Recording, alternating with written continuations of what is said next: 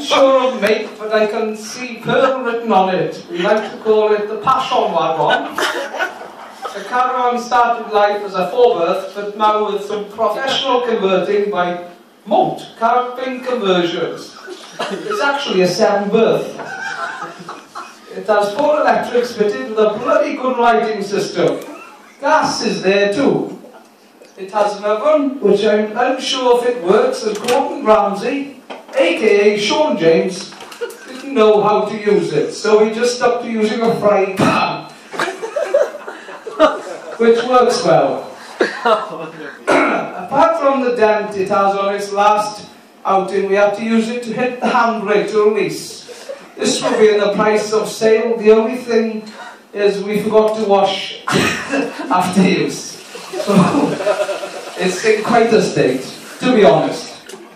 For the toast we had to settle for a blowtorch, which is a good tool in the right hands. Preferably you don't want to be using it after stroke during a sesh. This could result in serious injury. This can be sold at extra cost. The 12-watt electric shower is one of a kind. This being outside, and the women love to join in once they have a few vodkas down them. I'm sorry to say the shower curtain isn't included, as the guy who supplied it needed it back in his bathroom at home. I actually didn't know this was real, but yeah, Steph Doug is coming back. The caravan has plenty of privacy, as after the first night they came back to find 2 at it, and they realised they needed to cover up the front windows, so therefore is now fully curtained with a pair of Mrs. skirts. Obviously she's some size and it works well. That again was Steph Doug. The caravan has been dry stored for most of its life, apart from the last 2 years where it had a season or 2 outside. This has resulted in some issues to its general condition. The front now lifts off the chassis, in brackets, only at the front. Generally in a sound condition, tyres are good nick, and she tows absolutely beautiful. A dream behind my Transit, and the brakes works well too. The side is getting close to come... let's start again. The side is getting close to come off the floor. To be honest, it doesn't move much until you hit something like a speed hump or a curb, where you may have find its insulation drop out. You will notice the extra storage on the front. This is what we call a 45-gallon drum, which some genius design has a hinged entry, where you can use for many things such as gas storage, bag storage, etc. This is the final crunch of the job. Well, not the final one, but there's still a bit more to go. The actual caravan has only one previous owner. This is a gay couple from Engusuru.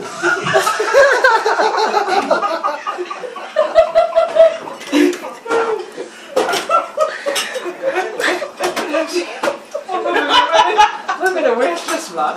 We have fitted some extra character features to it as well. Mainly the beer bomb. That's fitted for 2 reasons. One, extra handle to pull yourself into the caravan after a big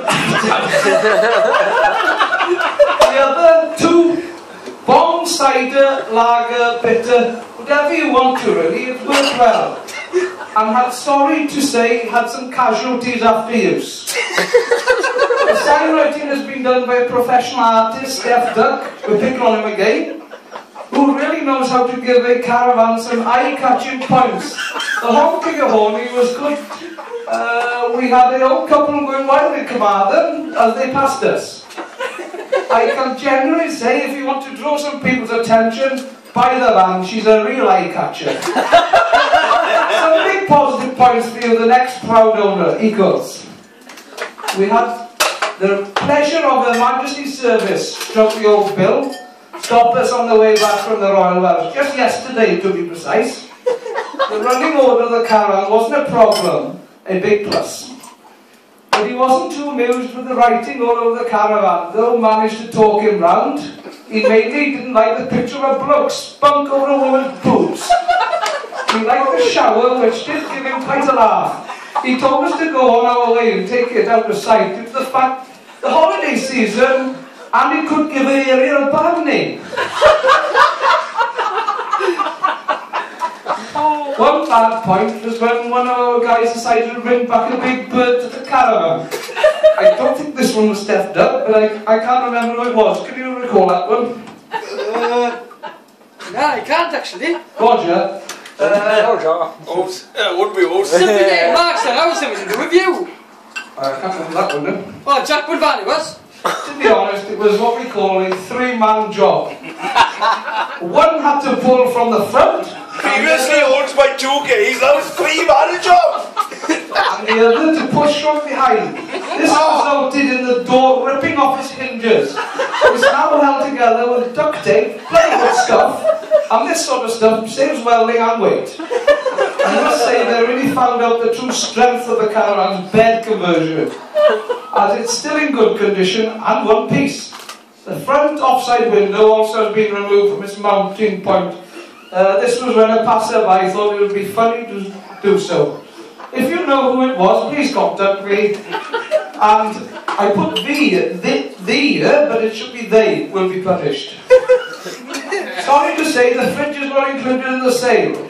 Also, the on-toe sign at the rear won't be included, as I need this for my job. The caravan is a true one-off, and whoever purchases it will be... Hang on, go back. Purchases it will love it. Please contact Ewan Monk for any info, as he is the current owner. I'm just advertising for him.